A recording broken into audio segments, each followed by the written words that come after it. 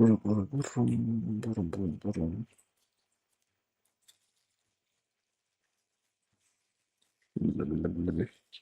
check on this later.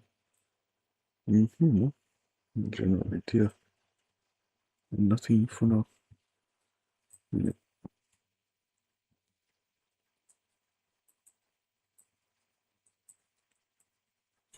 Or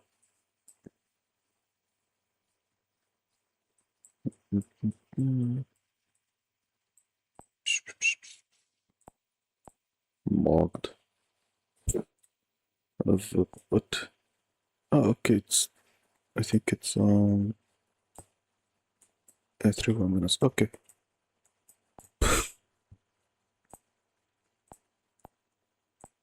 So Salmon OpenAI on the 50% market share. The first time ever, that is a massive growth economy because they were the market leader. They consume AI on 50% share. Not only that, Microsoft distanced themselves entirely from OpenAI. Microsoft actually saying they want to use DeepSeek, an open source model, to fulfill enterprise contracts as they move to a use-based system. The reason why it's so expensive to run frontier models, maybe we're seeing more of a move towards the open source model. Again, the US government may have major security concerns with that. You've got Apple saying they're going to increase the price of their hardware because of the cost of memory and storage, which is going through the roof. Prices are going up because components get more expensive. We're seeing this as well with Valve. Steam machines getting more expensive. This is going on Microsoft itself. It was export division. They were specifically talking about this, saying they're going to have problems with the price of hardware because it's so expensive. This is close to actually tons of stuff. At least right, let's get into this. This is insane. It's actually insane. This is the kind of stuff I want to say when it comes to AI, like innovation. So this is the Midjourney medical scanner. That's right, Midjourney, the generation AI company, one of the OGs from back in the day. So this is their next step. It is a medical scanner. What is it? It's a big ultrasound scanner. So it uses tons of compute, it uses AI models, and it uses load storage. It generates like 8 terabytes of data every time it scans, and your submission warp very fast and you pop out. Now this is really cool because you use AI to analyze the result, and I think that's fantastic. I think this is really cool. But I've got quite a bit of experience with ultrasound and MRIs, right? Other types of scans. So I've altered, like, so I've had a lot of these things done in bone density scans and all this stuff like that in the past. Now what compares to MRI isn't exactly there because an MRI is great for things that don't move. So it's really good for the bones, for the brains. It's not very good for the bowels. It's really good at ultrasound. So use ultrasound or if you get diagnosed for any kind of irritable bowel disease, like, don't use a camera and literally look at what's going on inside you. An ultrasound is a lot better, right? It will work a lot better on this type of material that's moving next to the solid. Whereas MRI is much better. There are downsides, right? So an ultrasound's not that good. In the brain scan, you can't really get useful. It can, but it's not the best. It's not great. MRI man can definitely do that. So yeah, there's pros and cons, but I think it's cool. But this is the type of thing I want to see there. Crazy body scans, crazy stuff, crazy medical advancements. So I'm behind this. I want to see what this is capable of. And Midjourney's plan is basically to open spas that have these scanners in them, and you can pay and have the scan done. So it's going to be interesting to see what it goes. It's going to be interesting to see what the result actually gives people. But this, yeah, it's not. I feel a bit of a good news AI story. Okay, let's start with OpenAI win. So this is Noam Shazir. Now Noam is, in case you don't know who he is, he basically invented the transformer architecture. It's the underlying architecture of modern LLM and AI design. Now there's a lot of debate whether LLMs are going to bleed in the future. Of course, we know what Noam's working on now. We don't know what innovations he may have in the pipeline. But I do believe there was a lot of money that Google paid in the billions to get this guy on board to stay with DeepMind with Google only a few years ago. And now he's decided to move to OpenAI. Imagine a ludicrous amount of money. Now, it's going to be interesting to see what happens. OpenAI, at least to me, seems like the company that's falling behind all of the AI companies. So maybe the exception better. But why would you do like maybe Google's like the ones in the ascendancy? Why would you move them? It's interesting. Okay, so what's not so great for OpenAI is this. So for the first time ever, ChatGPT's market share slips to below 50%. Now this I think is telling because you've obviously got Anthropic within Rising. Anthropic has always been enterprise focused rather than consumer focused. You've got Google, and Google Gemini is very much a consumer focused device. Advertisers of Google Gemini is extremely aggressive. Watching any of the World Cup at the moment on every channel, all over the place. Gemini. Google are really going for that. I've always said like I don't think ChatGPT OpenAI can maintain this position unless they can start making actual innovation. I think they're struggling. I think they're struggling on cost. I think they're struggling because obviously the company does not generate money, a profit anyway. So they've got a big problem with that. Whereas like Google, they're a massive advertiser business behind them. The same is true for Meta as well. But obviously Google's the main player. So I just feel like OpenAI and ChatGPT is very much on borrowed time. Okay, talking about it looks like ChatGPT in South Africa. Anyway, England were amazing with their roadmap. But this is from something that they got 2 days ago. I'm not going to read all of this, but this is talking about frontier and ecosystem. It's not stable. And what he's saying here is the future is the companies that provide the infrastructure for you to run your AI. And you can obviously extrapolate that in different ways. So you can say obviously you know he doesn't like OpenAI. He wants to move away from them. He doesn't want their models being integral to his business. Same goes for the other models from the other labs. They do obviously provide compute for them and all that sort of deals go back and forth. But they are realizing that these models get replaced, right? And there also could be a world where you don't want to run a model. In fact, you might want models to be local, which is a world a lot of people in at the moment. But when that comes to thing, the businesses want their models can self-contain in cloud. Companies like Microsoft may solve with that. But what's interesting for this is it's fairly long post. Do recommend you read it. I think you take on this or my take on it is it's less about the AI model provider. It's more about the AI hardware provider because the models are interchangeable. We're going into a world where you're not going to use the most advanced supercomputer model from Anthropic, say, stable or weak to turn off to do the most basic tasks. It's so expensive. We're going to use less models for that. And of course, we're going to move on to now with Microsoft looking to use things like DeepSeek to really get the cost of code down. This is one of the big issue companies that they're burning tons of money on it. Okay, so over at Axios, they're deploying Microsoft Waze DeepSeek for Copilot co-work. Now this is in response to the cost issue. So Microsoft is moving Copilot co-work to use based pricing to expand access to the enterprise. So we've listed all of the set subscription fee amounts that people pay monthly, companies pay monthly. Have these sorts of devices get you to use these systems. Of course, there are things out there Microsoft is saying we want you to get these systems. The companies get them, so they have to keep paying. But we know OpenAI and more than wants intelligence to just be like electricity, where people are constantly paying for it. And what's interesting is the cost getting way too much, right? So even Microsoft, one of the companies, one scale companies talk on this, are saying it's considering the Microsoft hosted version of DeepSeek is a cheaper model option. Now this is interesting to me because I don't think there's any world the US government will allow this to happen on this type of scale. Now of course you can download Chinese open weight models. I'm sure you'll have an open source model. You download them all and do whatever you like. They're not the best, but they're okay. So things are getting better and more simplistic things. So you've got simple say you're taking them off the cloud-based systems and you're running them locally. And this is just going to accelerate the models get better and better and better. They're getting contract issue. You're not going to use like a super powerful nuclear option for the basic tasks because you're going to use a basic weapon, or in this case a basic AI model for that, which is much cheaper. So it's technology, but right, if you were, it's also kind of more because the example I'm thinking of in my head is not great. But if you wanted to bomb somewhere like a oil refinery or something that's that big, maybe you choose conventional bombs. You don't buy a massive nuclear weapon that costs tons of money. And it's kind of like that for AI and definitely moving into that world. So this is very interesting. I think this is going to generate a ton of scrutiny from the US government and Microsoft. It's going to be interesting to see how this starts to develop. I think it's going to heavily impact Anthropic, it's going to impact OpenAI. It's not only Microsoft doing this. Other companies are every company is going to be looking to produce AI build. So I like a good paragraph mainly. So I can say this is not a good paragraph. This is some horrific bad stuff. Look at it. Look at the heavy. That's what it is. It's Snap's latest smart glasses. They're terrible. The design looks horrific. It looks like something where the no one tells CEO no, and they're so invested in it, they're just going to keep going for it. It's the second version of them, so I guess the slightly better old version. Kind of it's irrelevant what they do because they're so bad. I don't know why this guy's got to do it. I mean, this is from CNBC. Obviously I'll mute it because I don't want to get taken court. But this, they pulled the ass in about the glasses and they pulled the stock chart. This stock tanking because the glasses have been announced and they look stupid. It's crazy. But yeah, who knows, right? Maybe the technology behind this is useful in some ways, but we're not actually wearing glasses. But also I find like smart glasses to be kind of annoying. People walk around filming all the time smart glasses. I will say this. I do a lot of cycling about night, road bikes, the smart glasses, the camera. I think they're used. They were the meta ones. I think they might open for safety reasons, right? Because you'll be filming what you're looking at, so you're not bike, you'll be a little bit better than having a camera on bike or an Insta360 or something like that. The problem is the battery life being on the best, probably paying base. I don't know what's actually smart about the stock camera, which is called. They're sending it all to Facebook. So I think it was somewhere in Africa, maybe in South Africa. They're sending all the data and like sensitive video footage being sent from the Ray-Ban glasses. But anyway, that's basically what's going on in the AI world at the moment. I've been a little bit slow on videos recently, mainly obviously German holiday. And yeah, let me know what you think about this. I think there's some interesting stuff happening, but also who knows what's happening in the AI world. I suppose the video you get on every Saturday, so I'm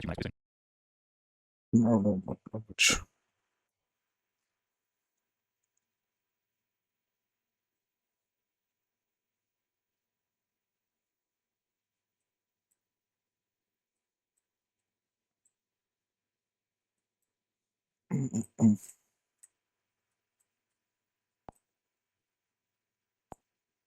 So I see something. I wanted to turbo graphics kid head. I wanted. Can I go there? Can I go there? Because I know it's like I know stuff is fish. I know it's like. Hey man, you got a kid. Hold on. I got it. It's not locked. It's not locked. It's open. Come on, check it. Power glove. The power glove. Remember the power glove? What y'all know about the power gloves? I don't know because the guy really was locked up. Oh, he said use him display only. I'm just sitting squeezing on it. Hilarious. I'm sorry about that. Okay, look at that. Y'all got two. Can I have one? Let's go video game. Let's go. Wow. Dance, yeah. Before the arcade games, you stand and do it. Yeah. They had a snap match. Unfortunately, you can't use those dances like, no, like, can't go to the club and just start. Hey, come here often. Remember, I was going. We played when it was King and Kill. Game song, Coolio. We had, remember, we stayed at the hotel at Universal Studios. We played Mike Tyson's. Yeah. The whole time. That was a good one. This is Rob the Robot. I feel like I had this. I feel like I had this. Robot. I need to be with you. Okay, Rob. Where's Sonic? I've been looking for Sonic. Sonic. Where is Sonic? Let's say Sonic. Yo, wait a minute. Y'all got Sonic. I see Sonic. There you go. My guy. Wait, is that Sonic toaster? It's very possible that Sonic is. How much is Sonic toaster?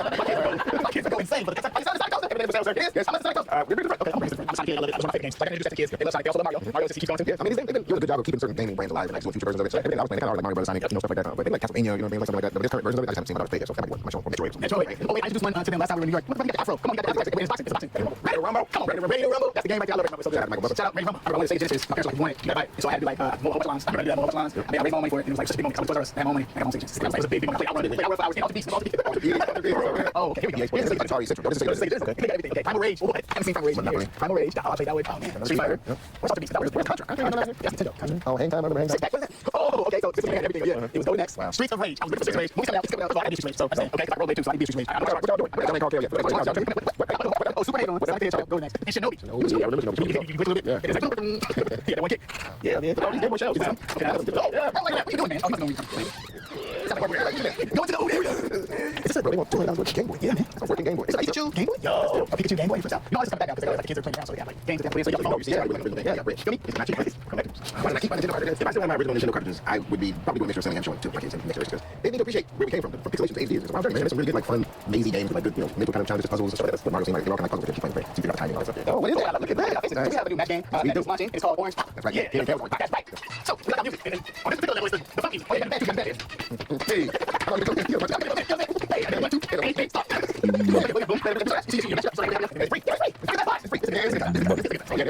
Ooh, Mario trying to do it, bro. You see the part there? The Olympics. Yeah.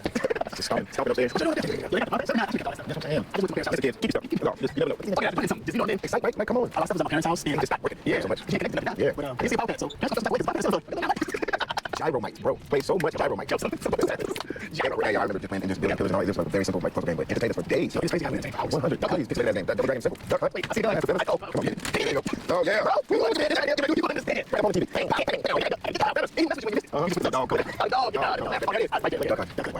Mario Duck. Hey, what's up, y'all? Okay, I'm Ken. Hey, meet y'all. You watch Chef Quest? Chef Quest. Video game. Video game. Thanks for watching this episode of Shelf Quest. What a crazy much film as a child of the 1990s. My hands were shaking. I hope you enjoyed it. Please subscribe if you do, and as always, if you have suggestions, leave them in the comments. See you next time.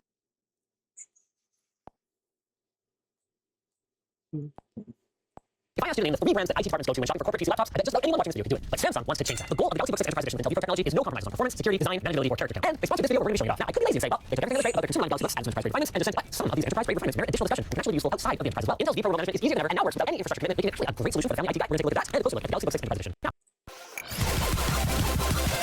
let's start with this overview. The Enterprise Edition gets a subtle color change, kind of like the difference between gray with an A and gray with an E. Hard to notice. So what I do notice is the generous double free connectivity on both sides of the vPro platform models, like the ones I've got here, get full size gigabit Ethernet, one of those cute little folding hinge ones, HDMI 1.4, and dual thunderbolt 4 on the left side, with a pair of 5 gigabit USB-A ports, universal audio jack, and a cheeky little micro SD reader right there. Right, the IT department is surely going to love not having to get a bunch of easy to use adapters. Now, before I even boot this up, there is one more connector that I want to show you guys. Alright, obviously off. So my preference has reason to defeat. I just prime off. Okay. Oh, cool. They're not adhesive. You know what? I'll forget Samsung. Good job. I can just get them off my fingers. I have not actually seen that before. Alright, Samsung. Okay, connector closer.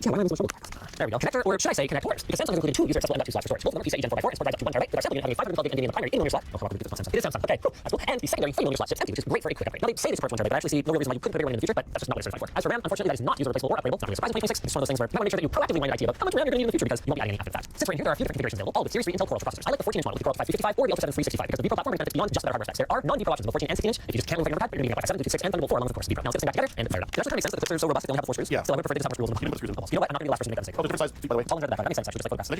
Yeah, it's actually quite good. It did not allow me to throw in the wrong place. I should get a Samsung Knox screen here. There it is. Knox is Samsung's embedded security chip. I'll be the first to admit I haven't had hands-on experience with it, but basically it's meant to help with corporate security and fleet management. Basically, down below, we'll learn more about Samsung Knox. What I do have experience with is bloated laptop software, and Samsung claims I won't see any of that on these enterprise models, even though as far as to call it a clean OS. So let's have a look at what that looks like in practice. Nothing unexpected in the system tray. Yep. I mean, one drive there. Microsoft right? Teams again. Microsoft Color Engine display profile. That actually I like to see. This stuff is part of Windows, Intel drivers, OBS again, we put on there. Real-time audio drivers, Samsung settings, and that is basically it. As for the start menu, the only thing that looks in this here is Samsung settings, but we were actually pretty impressed with this. You don't need to make an account or click through a license or do any nonsense, and kind of everything you need is in here. Connections, connected devices, sounds, notifications. Oh, okay, interesting. Just pops up the Windows notification settings. You can play around with the color temperature of your display, adjust your HDR, and just time it on my keyboard backlight. That's actually really nice. Sometimes when I'm like sitting and thinking, I'm on a flight or something like that, I don't want to be constantly turning off and flashing on and off while I'm working. So it's like 3 minutes or 5 minutes. Auto boot, start up and open. They don't need sleep, they need boot. Oh, that's pretty cool. Have you seen that before? That's pretty cool. Camera on, not physical cover. I really like this. This is a really important feature. Battery protection. I generally like to set it around 80%. I don't really need all the battery life my device has to offer. It really helps maintain the longevity of your battery. It's funny. Samsung did what Microsoft took 15 years to do. What did they call it? They might consolidate all your settings in one place with basically one interface. Going back to connected devices. This is something that Samsung's calling the Galaxy Connected Experience. So you can do things, for example, like set up a second screen. If you have a Galaxy tablet, get a second screen. I could preload that. Right? Samsung, they didn't. I got to. I'll tell you about it. Really, it's very clean. All we have is the Samsung settings that honestly seems fine and pretty light. I'll skip sign in. I can just not always appreciate that option, even if I might normally sign in. Switching between my tablets. Tab 11 Ultra. Okay, it's connected to Galaxy S26. Or the S6 works. So you need to have a second screen on here. Go second screen. Let's go, boys. Very cool. Once you know how to do it that easy, and no worries. Samsung is also streamlining work the IT department, offering Galaxy Book configuration services, basically pre-configured systems from the factory. Things like custom OS imaging, BIOS settings, custom BIOS logos, and even asset tagging. No, that's like crazy, but those little time savers add up to a big time savings when you're preparing 100 or even thousands of machines for deployment. Once you deploy them, it's only support users, whether that's the art department down the hall or your old granny who keeps the recipes for rewarding produce chocolate brownies on her laptop. So don't forget, and that is where Intel Vpro platform is a total game changer. If you're in IT, you probably already know Adobe Pro. In fact, you might use a managed system right now. But bear with me here, as I give just one example of what it can do for everyone else. Just a couple summers back, a security platform called CrowdStrike had a little oopsie that caused millions and millions of computers to blue screen. Now it turns out that CrowdStrike was quite popular with many of the big companies that fly airplanes all over the place. These are called airlines. One of those airlines that canceled more than 7,000 airline trips, and it took them almost a week to fix the computers in a fashion way, and it cost them millions of gold coins. But other smarter airlines using Intel Vpro and got computers back up and running in just one day, and they hardly had to cancel any trips at all. Now, why don't we listen quietly and let Mr. Minus show us all how it works?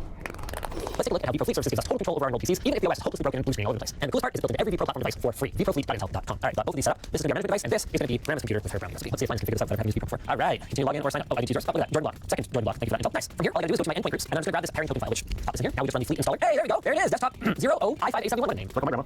Dear me. You can remember. Oh, I already did. There it is. And now all we gotta do is click here to manage it. And what's super cool about this is no matter what kind of state the machine is in, in fact, we can see exactly what state it's in, powered on, serial connected. No matter what state it's in, we can do anything we need to do, whether that's in the OS or even getting direct remote control of the BIOS. So if your user just screws something else, like my grandparents told me today, they were having issues with their TV. You wanted to go all the way down there because I was at work. She had the day off. A book had fallen off the shelf and was sitting in front of the IR receiver. But that's just the kind of stuff that happens. And the more that you're set up to remote manage, the less you have to go and deal with it in person. Which is not to say that you should never visit your grandparents. You should. It's just to say that make it about the visit. Don't make it about fixing their computer. That's pretty cool. Look at that. Key combinations and everything. So this is built right in. There's no subscriptions or changing software terms. Excuse me. I have something unethical comment. Just easy remote access. Thanks for the recipe, Grandma. It's worth noting that aside from just connecting remotely, there are certain things that if I try to do them on the user's computer, it's going to pop up a code as well. And just like before, it won't be captured by any kind of screen recording. The exact functions available to actually customize by the manufacturer, by the way. And Samsung is actually going to be the first to give us a couple of nice extras, like remote secure erase and remote one-click recovery. Obviously, for a platform like this, security is kind of like all three of the top three priorities. So those features are still being further tested, but are expected to release soon. Yeah. If these sturdy Galaxy Book this video, I don't know, something else Samsung. Maybe check.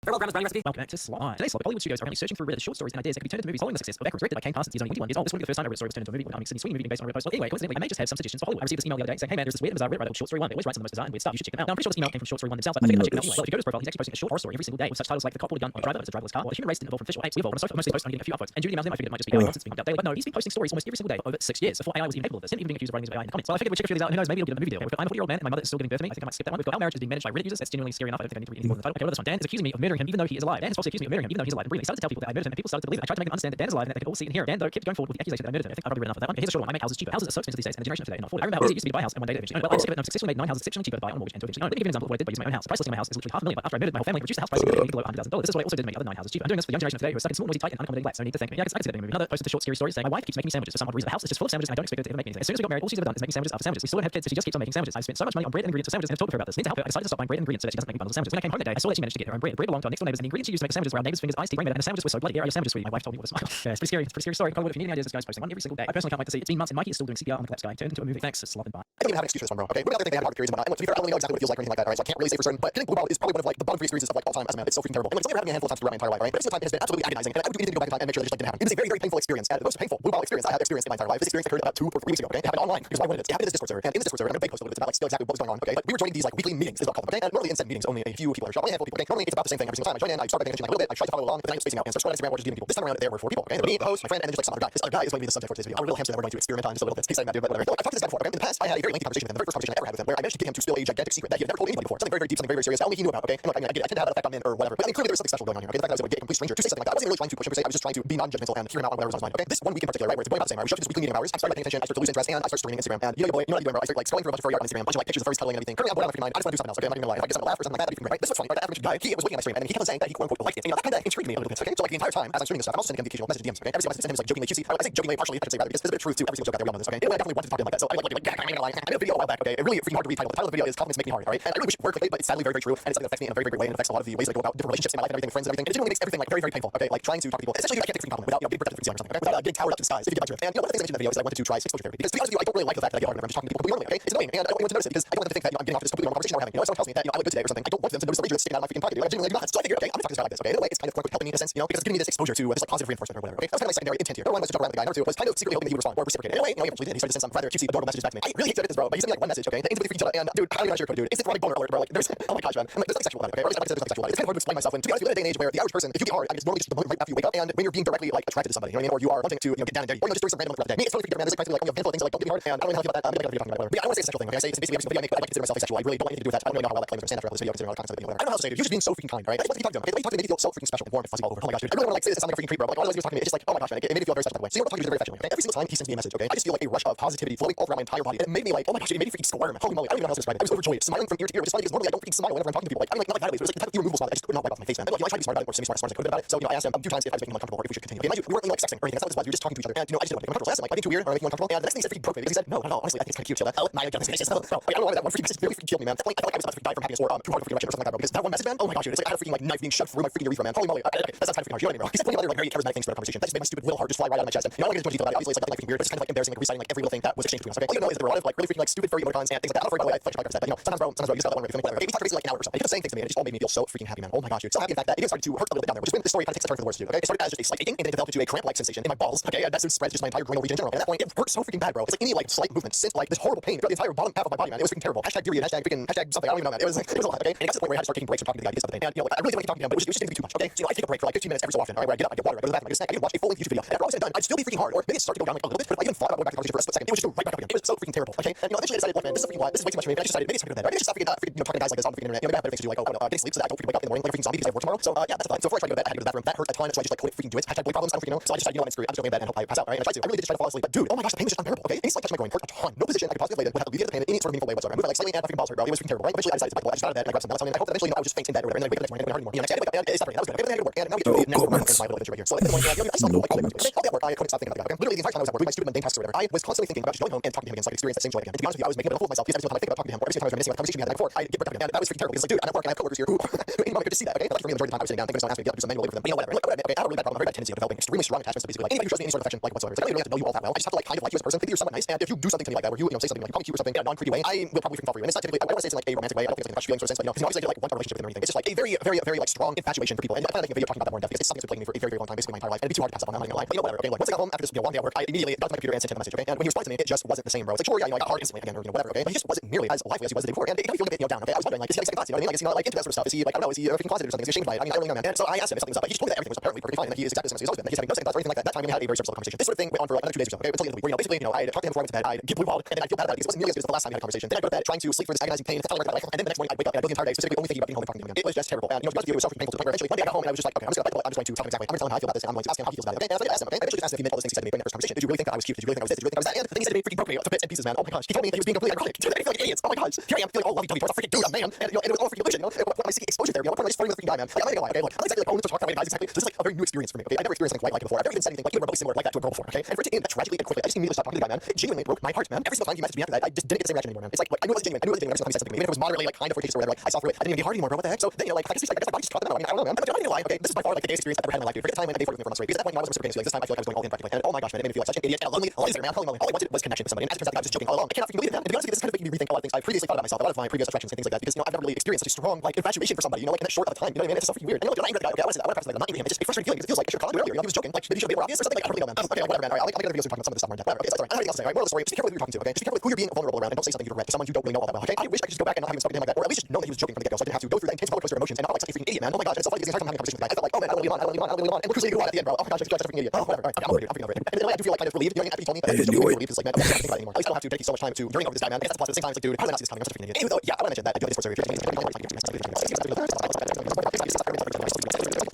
Membership if you're interested in joining. It's $5 a month, no pressure or anything. It's just if you really want to show some support for me, this is the first video you see me, definitely feel like you're required to throw money on me. But watching my videos definitely enough, okay? But still, thank you very kindly for embarking on this journey with me, and I suppose I shall see y'all in the next one. Bye. This is what transference is that which is buried in you brought to the surface. Why do I keep on winding up in the friend zone? Who is the power that controls? When you are unaware of the unconscious, you will say women are the problem. And they're all the problem. They're all the same, right? Women are all the same. No, bro, that is your glasses. You have tinted glasses. Big brownies is what we call it. Any woman that you see will be filtered by your perspective. That is in the unconscious. It could be men too. Doesn't matter. Hey, how's it going? Welcome to Ubisoft. Your host is Ross. Today we're going to discuss Ubisoft. Ubisoft is a company that, in my opinion, kicked off stop killing games movement, and was the point where Ross just put his foot down and said, I'm going to do something about it. I appreciate the director of subscriptions at Ubisoft said something recently in the news around the same time that started to delete director of subscriptions. This is a job title itself since the next one. Said the following. One of the things we saw is that gamers are used to a little bit like DVDs, having only their games. How weird. That's the consumer shift things happen. They got comfortable not owning their CD collection, DVD collection. That transformation is a bit slower having games. As gamers grow comfortable in that aspect, you don't lose your progress. If you're using the game all the time, your progress file is still there. That's not you don't lose your ability to engage with the game. So I feel comfortable not owning your game. I feel comfortable not owning your game. Other people are really comfortable not owning CD or DVD collection. I think they're realizing when shows things they like, it, full streaming services they're paying for that they should have gotten comfortable with that. And I don't think they're comfortable not owning the games either. These jackasses business models. You don't just lose the progress file. You lose the entire game. Let's go over what is Slopsmith. So you don't understand Slopsmith. You have to understand Slopsmith is a game Ubisoft made in 2014. It's a carbon game. So you plug into your car and you play according to the show on screen. Kind of like Cardio. Most of you may be familiar. Slopsmith is an open source program that does inside a web browser. So it reads a song file, it's already installed on your computer, and you can also play custom songs that people make themselves. So if I were to make a song, I can make a file with Slopsmith. I can give it to you, and then you can use it to learn how to play the song, and you can play it as a game. It's really cool. And it also has a lot of features that the original game never had. So you have drums, keyboard,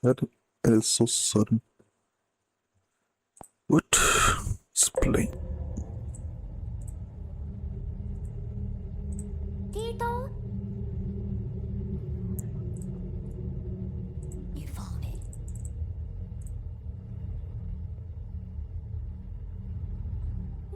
Heidi. You're being too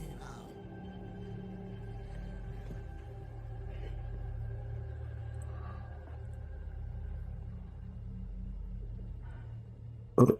See, I Nothing. thought that There was the nothing Dungeons there. and Dragons pinball table that we unboxed a little while ago was peak cool. That's what I thought. Until Stern sent over this, the Pokemon Premium Table. It has, in order of most exciting to even more exciting, a Squirtle Whirlpool-themed ball dropper, an animatronic Pikachu, not to mention a Pokeball-themed magnetic ball trap. And it was designed by the one and only Jack Danger. I'm afraid to ask what this guy's middle name is. Like other modern Stern machines, the gameplay is a lot deeper than just sit down at the table and progress as far as you can. You can link your account and explore a new world map that is not directly based on any of the games. And at launch, you can capture up to 182 Pokemon, which, as we all know, is the primary main objective of any Pokemon game. Or at least the ones I opened up the challenge of putting the legs on this thing. I've even done this before, but it's been a little while. All right, the pinball enthusiasts among you might have noticed we're unboxing it correctly this time. You're supposed to cut this specific side, and then. Oh yeah, but oh dude, oh sick. It's more vibrant than I expected. Check this out. That's freaky. You know, Stern took away our Dragon's pinball machine to send us this one. I was like, no, that's the coolest pinball machine I've ever seen. I'm not mad anymore. The Dragon was cool, but like Meowth and Pikachu. And one of the coolest things isn't invisible to us right now. It's actually deep in the underbelly. This machine uses Stern's new Spike 3 No. which, from what I can tell, is basically a Raspberry Pi. Now, 5 years ago, I would have said, oh man, you know, big company like Stern, you're just using a Raspberry Pi for your CPU. That's kind of weird. But over the years, Raspberry Pis have gotten A, so capable, and B, so expensive. And now I look at it and I go, wow, ponying up for the Raspberry Pi. It's all kinds of big capabilities, like opening all manner of displays, both modern and retro, and even on displays, a secondary HDMI output, so you can mirror display if you want to, for example, screen pinball gameplay. It should also help with repairability. Okay, sure. Okay. I don't like where it is this right now. Cute, it's still 25 cents. Where you can still play this for not my local arcade. Yeah, when I was looking into this, actually, pretty yeah, I bet I didn't think about how big Stern's business is. Like, they've got 3 tiers of this machine. They have the base tier 1, which has some gameplay elements simplified. The premium one, which we have, which has most of the cool stuff that we're allowed before. And then they have the limited edition, which is like basically is this with more flash. It's like limited to 750 units. That seems like a lot, especially when they're charging over $10,000 each. Like, their business is pinball. It's very good. The limited edition Pokemon I know, very cool. Of course. And now to unbox my balls. They're greasy. But you wouldn't want your balls to rust, would you? Also, here's a greasy little sack containing tools. Oh, I guess these are probably scared that way. And finally, the all-important tilt weight. This is how you get calibrated to determine how sensitive the machine's going to be to bumps and tilts if you're trying to give yourself a gameplay advantage by steering ball directions you want. It's this little strap right here. Depending on how high or how far down you put it, it's paper, it will more easily touch the edge or it will vertically touch the edge, and then it'll circuit and right. This right here, and then you'll spare parts with the that's nice. But that's not easy to look at that. Easy to look at that is going to finally lift this bad boy up. That is a sick looking table. Not really like ball paths, as the Dungeons & Dragons from what I can tell, but honestly, I don't really like a lot. I got these 3. We got Charmander, Bulbasaur, Pikachu, Squirtle, we got Snorlax, we got Eevee, we got Mewtwo, we got Flareon, we got Chansey, we got Meow, we got another Squirtle, because realistically, they're like 12 Pokemon anyone actually cares about. We don't need 1,000 of them. Gyarados, is that Gyarados? CGY, no? Is there a I've never heard of this. I don't know. I think Pokemon Blue when I was a teenager. That's the, okay. Okay, who wants a piece of this glass? Okay, everyone, we got the glass here. Yeah, I don't think. Okay, man, the glass. Oh man, remove cable tie and plastic bag before operating the game. Yes, sir. This right here is Team Rocket's blue, and some little arm apparently comes down. You can like hammer balls, just hit with your balls over and over again. Let's lift this thing up. Grasp the lower arch between the flippers and firmly, gently pull the right up. Usually affect all cabinet cables, connectors, termination. This feels so sketchy, dude. Okay. Okay, well, got that one on there. Yeah, seriously, so these machines are shocking. Will make sense. They're commercial product. Unlike some of these consumer products, they come with like full schematics, how to like fix, repair, flip everything. I love that. I love Stern. It's so old school that way. I hate that. I have to talk about how cool that is because everyone's doing it. That's where we're at now. All right, consider yourself inspected. All right, we're supposed to think back. Are you supporting it right now, or are you letting it drop? Oh, yeah, okay. All right, here we go. That's good. Good. Okay, so we need to. Okay, cool. Oh, okay, we're bring it right now. Okay, fine. Perfect. Wait, you haven't seen the brain yet. What's this like 3CP? What? Okay, there it is. That's Raspberry Pi. You got the Raspberry logo right on there. All this label all right here. Okay, instructions everywhere. You'll love to see it. It's time to find our runs. Let's do it. Here we go. Come on. Oh, dude. That's about anybody needs to see.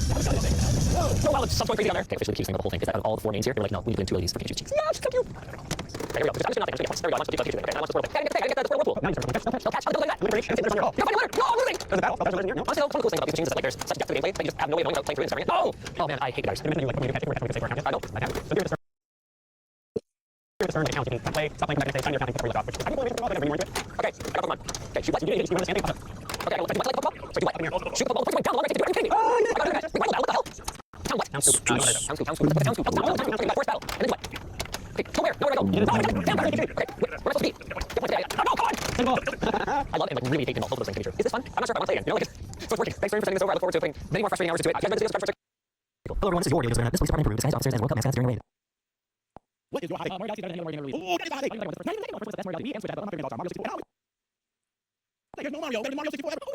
Hello everyone, this is your audio designer. This police department in Peru. This guy's officers and World Cup mascots during a raid. The police arrested a 48-year-old man who claimed to be a soccer fan. Proceeding wins, and our goal today is to get as many other players as possible to sign these copies of the version of the game. Oh, what? Oh, yeah, VPN, I guess. VPN. Patience. Is this a note case, by the way? I never remember. God damn. Either that or it's just repeating the same shit over.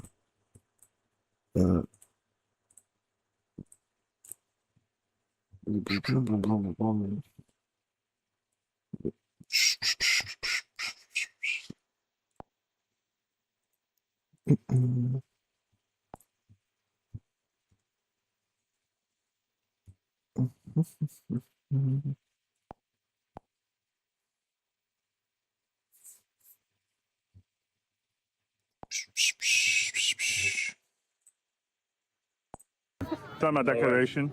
Thanks, man. Tell me how happy you are. My wife is at work and just texted me a package got delivered to the front. And it's her Father's Day gift, so please don't open it. Yeah, don't worry, babe. I wouldn't want to give away the surprise. So it turns out a frying pan is actually a very effective weapon.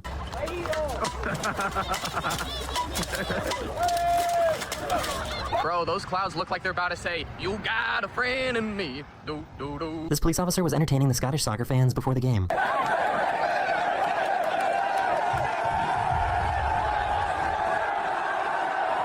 They're touching butts. Why are they? They're forming some sort of super prime, some sort of optimal prime, some sort of, Optimus Prime. This ring bearer shift happened to take place during their nap time.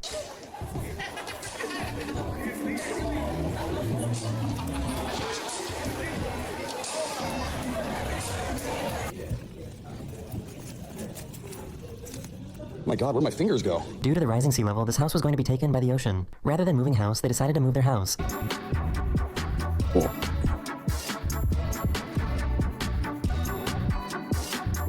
And you just far enough away so you can skip. Can you skip? I can.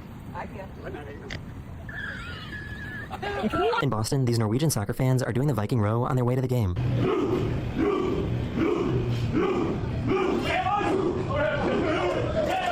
What you got? I got Taco Bell. My name's Tickle Monster, and they wrote Mr. Tickle on my box. He's Tickle Monster on the app, so they wrote Mr. Tickle. And he just went to open his box. He pulled out his burrito. Read it. Who's a good Tickle Monster? You are. This inspirational clip was my favorite from this episode. The student who was paralyzed from the waist down managed to walk across the stage for his graduation.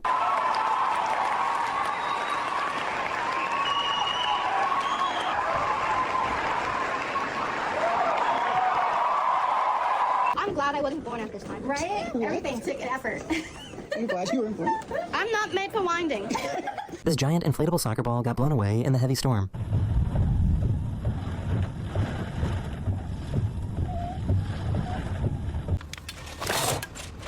This guy has just come out of an operation and his dad has come to pick him up. You sure? Because that was another truck. You sure you got the right truck? I see him. Oh, okay. Dad! Dad! Dad, I made it! Dad! I miss you! This camera is known as a spider cam and is used to film sports events like this one.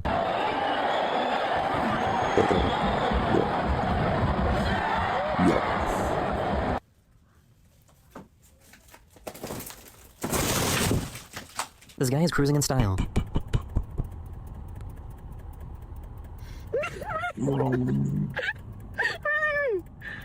Oh my God.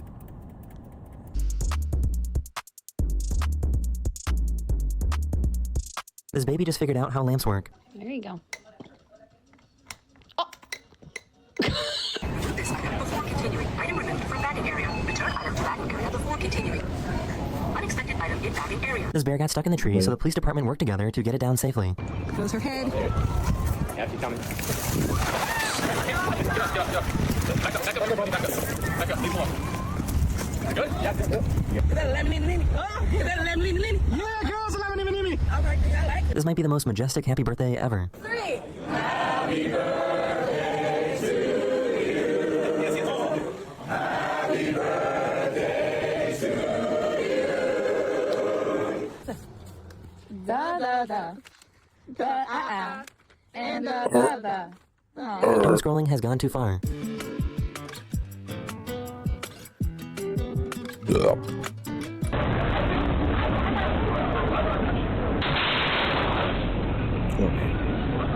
His roller coaster got stuck while ascending, meaning the riders were stuck for several hours. They were later safely rescued by the fire department.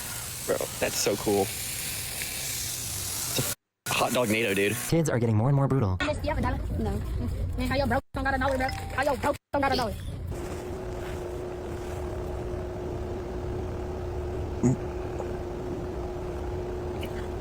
They were trying to remove the water from the top of their tent. Ribada, ubierajcie się.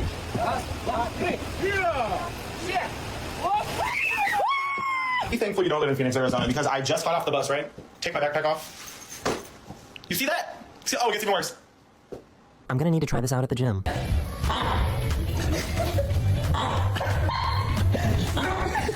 Custom return open does not look used. Over 10 feet, it looks nice. Okay, they don't look used. I mean, that's what they said when they pulled up. Let's see. Yeah. This birthday card might be cursed.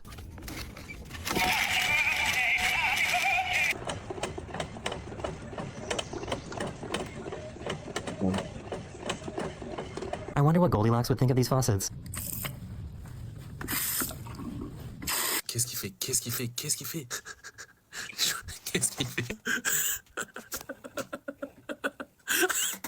Can anyone tell me what this is? Oh, look how beautiful you are. Look at that.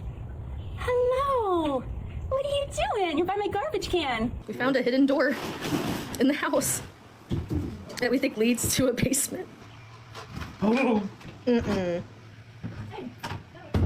Crazy. I ain't going down there. You can't pay me enough. Not even $2,000? I might. You guys like this bin balancing guy that I featured a few episodes ago so much that I had to find another one.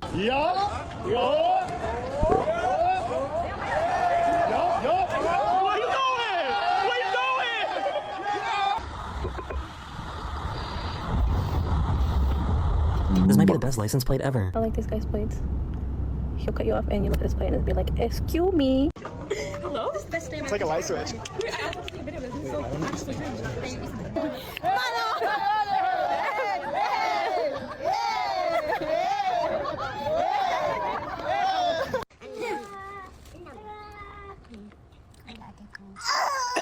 I have to show you guys what my daughter did. She got, how many pool noodles did you get? 6. 6 pool noodles. And I still have extra. All right, go ahead. Show everybody what you did. Giant lizard. Lizard. Lizard. I never realized how intense underwater polo could get.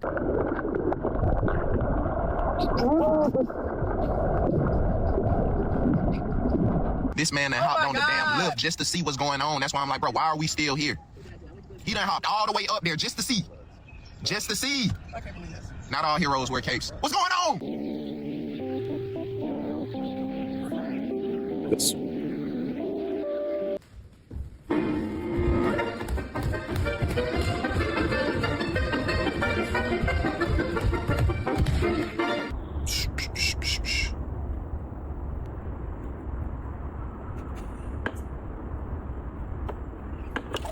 I guess he won't be losing his boarding pass anytime soon.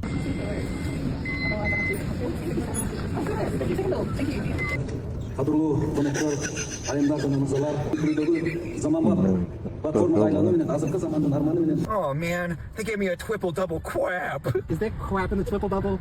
I don't know if I can handle quap tonight. Yeah, it looks like they might have quap in the triple double. What the fuck? I never realized that jaguars have such long eyelashes.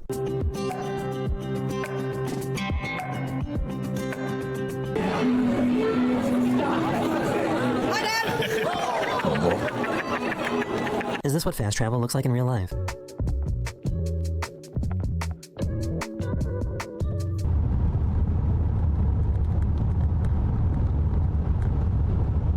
Three scoops of matcha powder.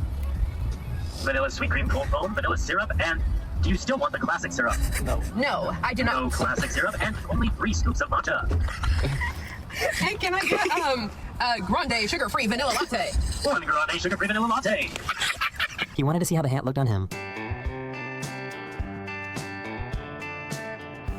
So I bought one of these things to make my life easier and like spray off the baby's tray and spray out the sink and everything like that.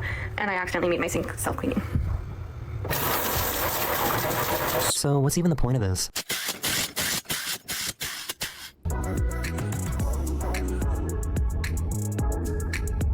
Yes. Oh, it's one of my favorite sets.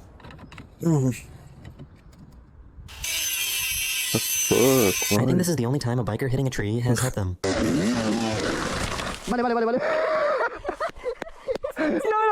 What is going on in this apartment? The whole room is lit up compared to the rest of the building. What are these? You may have seen, and I'll see you guys again very, very soon. Later.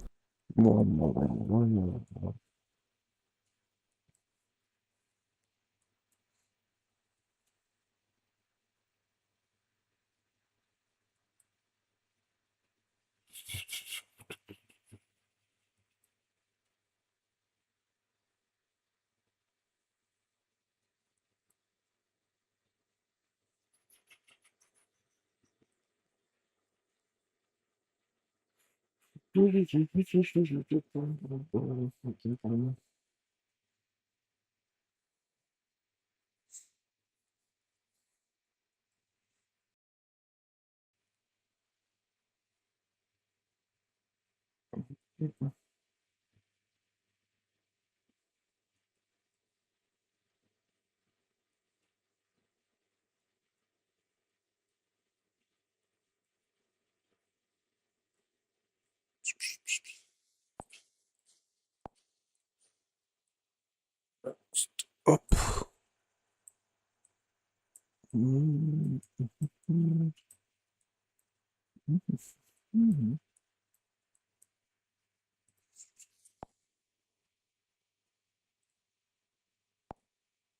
Now, this might come as a shock to you, but the idea of being railed live on a Twitch stream is not really a new concept. Because back in 2022, that's actually exactly what happened. A woman streamed herself with her boyfriend behind her, and it was just so blatant, so obvious, that it went absolutely viral. In fact, I can't even show you the full clip because it's that blatant. This video will get age restricted. But yes, this is actually real. And back in 2022, people were shocked not just because of the act itself, but because it was done on a website where the youngest allowed age to make an account was 13 years old. So obviously, a ban was expected. The thing is, people were shocked yet again, even more so than the first time, because they realized Twitch banned her only for 7 days, effectively giving her a 1-week vacation for getting her cheeks slapped live on stream. But here's the deal. This was someone who didn't really have a large following. In fact, she barely had any following at all. So here's the question of the day. What if this happened to someone with a large following? In fact, let's make it even more interesting. What if this happened to a VTuber? What's fascinating about this question is that they could technically do this and get away with it without suffering any consequences, because how would you prove it? You're simply only shown their model. Well, the good news is that for anyone asking themselves these very important questions, we now finally have an answer. This is because the VTuber Demi found herself at the heart of a scenario that looks just like that, and it was a disaster. What started out as a simple post outlining her fan art preferences to her community would somehow escalate into a nasty feud with another content creator, which would somehow lead people to find a VOD from August 10th, 2025, in which Demi streamed herself playing the game Outer Wilds. This was it. This was the VOD in which people were convinced that Demi was getting railed live on stream, but not just for a few minutes. Some would be convinced that this lasted for over an hour of just constant railing, as she was trying her best to hide it by acting normal on stream. I mean, look at this novel here, which is meant to show you all the different timestamps she did something suspicious. This person would even go as far as labeling this whole debacle as Arc 1, Arc 2, Arc 3, Arc 4, Arc 5, and believe it or not, this is me barely scraping the surface here, because then the narrative would shift into the fact that she was getting railed, yes, by another guy, as her boyfriend was sitting in the opposite room. Guys, this would go so incredibly viral that yes, not only would it trend on Twitter, but according to the website, there would be over 250,000 posts made about this topic in just 2 days. Tens of millions of people would see these posts, and it would spread all around the globe as far as China. I mean, you can even find people talking about this on Facebook. Hell, this was so significant that there's even a dedicated Know Your Meme page about it now. This has piqued the interest of millions of people, and yet many have a hard time understanding it due to its needlessly complex nature. There are so many layers here, and so I figured I would make a video about it, explaining everything as objectively as humanly possible, so that you can come up with your own opinion about it after understanding it, so that you can proceed to finally move on, because I'm tired of seeing this on my feed. And so, without further ado, you already know the drill by now. Let's do this. All right, so first things first, who the hell is Demi? Well, I think it's obvious by now. She is a VTuber, but not just any VTuber. Over the last few years, she has become one of the top English-speaking independent VTubers on the planet. Whenever she goes live, she averages around 3,400 viewers, with her always speaking around 4,000 to 5,000. The reason why this is significant is because recently Twitch started incorporating a new way to combat viewbots, implementing an aggressive viewer cap on people it thinks are viewbotting. As an example, Demi recently had her view count reduced down to 10,000 viewers. During her streams, she usually always peaked around 20,000, and there she was capped at 10,000. This was Twitch saying that it thinks half her viewer count is fake. So for now, seeing that Twitch's viewer cap took no effect on Demi's channel, it meant that she had a substantial community and that it wasn't fake. But how did she manage to achieve this? Well, for people who are fans of her, it's fairly straightforward. They love her personality and her over-the-top reactions to many different things, whether she's reacting to a video or to a video game. At the same time, her model is very unique and very expressive too. It's easily recognizable, and there are people who watch her purely because they like the way she looks. But just like any big content creator these days, you can't have a fan base without having haters, and Demi definitely has haters. Their main issues with her are that she is a mean girl and that she can be irresponsible with her big platform. As an example, back in February 2026, she would tweet out, "Why is no one talking about the blatant viewbotting in the VTubing sphere?" and then would proceed to call out someone specifically about this, the VTuber Olivia Monroe, even going as far as contacting her talent agency at the time, Mythic Talent, to complain about this. Now, this was definitely controversial when it happened, okay? The problem with viewbotting, the reason why it's become such a big problem, is because unless the streamer themselves says, "Yes, I'm viewbotting," there's no other way to prove it. So people who hate or dislike Demi or disagree with her, this was as if a judge gave someone a death sentence without even bothering to conduct a DNA test. Now, we still don't know whether Olivia actually did viewbot because she hasn't streamed since the 26th of April 2026, and because of that, Twitch was not able to implement any view caps on her stream. Right? She has to stream again for that to happen. The only example of her using her platform responsibly for people who disagree with her is when she would express how she hates when people say that streaming is hard, that she's very privileged and very happy to be in this position. A way smaller streamer would have a disagreement with her on this topic, and it would lead into drama, with Demi personally calling them out on her stream, even though she has a way bigger following than them. So look, just like any content creator, she has supporters, she has people who dislike her, and she's been in her fair share of drama. But I assure you, there's nothing that she's ever been through in terms of drama that can even compare to the radioactive shit show that you're about to witness. So how did it begin? Well, it would all start on June 12th, 2026, when Demi would tweet out, "Hey, just a reminder, I'm extremely uncomfortable with NSFW art, but why did you make your VTuber look like that? Just because I like sexy or hot things doesn't mean I want to see a ton of it. It's just a VTuber. Who do you think of when you see it?" She then clarified this point further in replies, saying, "I just feel like there's so many other content creators who'd love to have artists draw them that way, and it's wasted effort towards me too. But I'd like to make this clear. I'm completely okay with sexy stuff because I like sexy hot women. I just don't like them." She then replied to a couple people who were confronting her about this point, saying, "What does this have to do with me? I don't go out of my way to stop people from doing what they want whatsoever. I just like saying my personal boundaries to tourists." So this was straightforward. This was direct towards her community. Hey, listen, I personally don't like seeing my character in these specific situations, but I don't mind sexy art. And so around 6 hours later, the content creator Cheater Reviews would see her post and would decide to quote tweet it, saying, "So you're uncomfortable with NSFW art of yourself, but repost NSFW art of yourself. This level of virtue signaling has stunlocked me." A minute later, he would edit his post to remove the first sentence and would just say, "This level of virtue signaling has stunlocked me. Look at the repost." And so the repost in question would be Demi reposting art of her character in which she's showing a lot of skin. Right? You have big stars that are covering her breasts, but at the end of the day, her character was wearing somewhat of a skimpy bikini. Right? Now, normally something like this wouldn't really be very significant. People disagree with each other on Twitter all the time. They call out each other all the time. It's just the nature of the website and its algorithm. The reason why this was significant though wasn't necessarily because of the post itself, but it was because of the person who was posting it. Cheater Reviews. And for you to really understand the situation that's currently unfolding, you have to understand who this guy is. Cheater Reviews made his YouTube channel around 12 years ago, and he would do exactly what his name entails. He would review anime. But even back then, he would get himself in some pretty rough drama just reviewing anime. Some people would disagree with his takes, some people would find it cringy, and it would lead to a number of people to find out that Chibi's older brother actually died from suicide. This would prompt another YouTuber by the name of that anime snob to make a video criticizing Chibi, making fun of his dead brother. This was back in 2018, and back then, the wider anime community was absolutely shocked that someone would say something like this. At the time, Cheater Reviews would get full support from other content creators that were his friends, like the anime YouTuber Mother's Basement, giving his full support, and also Joey Biziger, otherwise known as the Anime Man, saying, "How dare you say this to my friend? I hope you rot in hell." So drama has always been somewhat present in Chibi's life, but it would be nothing compared to what we would have to experience in the following years. You see, around the early 2020s, Chibi would start shifting his content more from just anime to anti-censorship and anti-tourist rhetoric. In other words, government should stay away from what I post on the internet, and people who don't understand anime should stay away from anime. So what defines a tourist? Well, the Chibi was simple. If you were someone who found LOLI to be repulsive, I can't say that word on YouTube, but in a nutshell, it's underage characters found in anime, then you were a tourist and you deserve to be called out for it. Also, if you found siblings doing the deed, so instance, to be repulsive or disgusting, then you were also very clearly a tourist and you deserve to be called out for it. You don't belong in the anime community. He would make these points constantly. And while yes, he would grow a fan base, he would also grow a significant amount of people who hated his guts. And on October 3rd, 2024, his life would change forever due to those haters that hated his guts. He would post a clip from the anime Dandadan saying the animators didn't need to go so hard for the scene. In this clip, we can see one of the two main characters in high school almost get taken advantage of, let's say, by a bunch of aliens. And it would go mega viral. I mean, 21 million views. This is